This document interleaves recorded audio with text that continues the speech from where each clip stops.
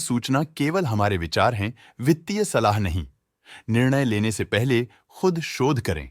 किसी भी लाभ या हानि के लिए हम उत्तरदायी नहीं हैं। आज हम देख रहे हैं आदित्य बिरला कैपिटल लिमिटेड के 2024 Q2 की consolidated financial performance. Starting with the sales, पिछले क्वार्टर से सेल्स में 16.86% का इंक्रीज हुआ है, मगर कंपनी ने पिछले साल के मुकाबले 33.7% का सेल्स इंक्रीज रिपोर्ट किया। Expenses 18.17% quarter on quarter increase हो गए हैं, जो साल भर का 34.82% की राइज के साथ अलाइन करता है। क्वार्टरली सेल्स के कंपैरिजन में एक्सपेंसेस इंक्रीज होना दिखाता है कंपनी ने एक्सपेंसेस मैनेज करने के लिए स्ट्रगल किया। कंपनी ने पूरी साल के दौरान चैलेंजेस का सामना किया। ऑपरेटिंग प्रॉफिट, जो पिछले साल के कंपैरिजन में 31.74% up high quarter on quarter around 14.61% increase हुआ। Operating profit margin OPM annual basis पे -0.53% से डिक्रीज हुआ है, मगर क्वार्टरली ऑपरेटिंग प्रॉफिट मार्जिन -0.71% से डिक्रीज हुआ है। एक्सेप्शनल आइटम्स को ऐड करके अदर इनकम पिछले क्वार्टर के कंपैरिजन -18.13% गिर गई, बावजूद इसके कि ईयरली ग्रोथ 307.02% है। इंटरेस्ट एक्सपेंसेस पिछले क्वार्टर से 5.57% अप हुआ, लेकिन ईयर ओवर ईयर इंक्रीज 29.67% है। डिप्रिशिएशन कॉस्ट्स में 8.26% का क्लाइम देखने को मिला और ईयरली बेसिस पे 25.17% का इंक्रीज देखने को मिला। प्रॉफिट बिफोर टैक्स एनुअली 38.85% बढ़ा, लेकिन प्रोसीडिंग क्वार्टर से 33.76% बढ़ा। इस साल कंपनी ने 29.7% टैक्स पे किया और क्वार्टरली कंपनी ने 29.52% टैक्स पे किया। नेट प्रॉफिट ने ईयर ऑन ईयर 40.83% का इंक्रीज दिखाया, लेकिन लास्ट क्वार्टर से 30.98% का इंक्रीज हुआ है। इस क्वार्टर में कंपनी का परफॉर्मेंस काफी अच्छा रहा। वहीं अगर एनुअल एनालिसिस की बात करें तो इस साल कंपनी का परफॉर्मेंस काफी अच्छा था। अर्निंग्स पर शेयर EPS में साल भर में 1.11 का इंक्रीज देखा गया, लेकिन क्वार्टरली में 31.49% की बढ़ोतरी भी नजर आई। इस क्वार्टर में कंपनी का EPS काफी अच्छा रहा।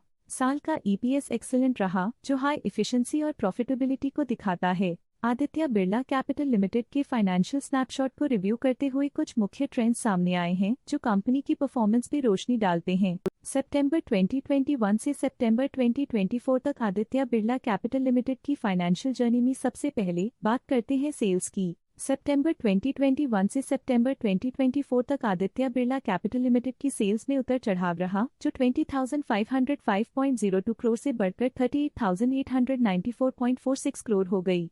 ये फ्लक्चुएशंस मार्केट कंडीशंस के इम्पैक्ट को दर्शाते हैं। अब बात करते हैं एक्सपेंसेस की। एक्सपेंसेस पिछले 4 सालों में 22,450.74 करोड़ से बढ़कर 42,740.37 करोड़ हो गए हैं। यहाँ सेल्स बढ़ रही हैं और एक्सपेंसेस भी बढ़ रहे हैं। बढ़ती सेल्स और एक्सपेंसेस ग्रोथ और इन्वेस्टमेंट को इंडिकेट करते हैं, पर सस्टेन प्रॉफिटेबिलिटी के लिए केयरफुल मैनेजमेंट जरूरी है। सितंबर 2024 में ऑपरेटिंग प्रॉफिट डिक्रीज होकर -3,845.91 करोड़ हो गया। ये डिक्लाइन ऑपरेशनल चैलेंजेस और इंक्रीज्ड कॉस्ट को हाईलाइट करता है। नेट प्रॉफिट में फ्लक्चुएशंस भी देखी गई हैं, जो पिछले कुछ सालों में 1,512.04 से 5,311.36 करोड़ हो गया और इस साल 3,848.33 करोड़ हो गया। ये कंपनी के एक्सीलेंट परफॉर्मेंस को इंडिकेट करता है। कुछ पीरियड्स में EPS में भी फ्लक्चुएशन देखी गई है, जो कभी 14.25 के आसपास रहा और कभी थोड़ा इम्प्रूव या डिक्लाइन हुआ। ये इंडिकेट करता है कंपनी के एक्सीलेंट परफॉर्मेंस को दिखाता है, जो कि शेयर होल्डर्स के लिए एक बहुत अच्छा साइन है। ये positive performance Aditya Birla capital limited के लिए एक इंकरेजमेंट है, जो कंपनी की इफेक्टिव स्ट्रेटेजिक प्लानिंग और फाइनेंशियल मैनेजमेंट को हाईलाइट करती है और ये दर्शाता है कि अगर ये मोमेंटम बरकरार रखा जाए तो आने वाले समय में और भी ज्यादा ग्रोथ और स्टेबिलिटी हासिल की जा सकती है। अब नजर डालते हैं आदित्य बिरला कैपिटल लिमिटेड के स्टॉक रिकमेंडेशन पे।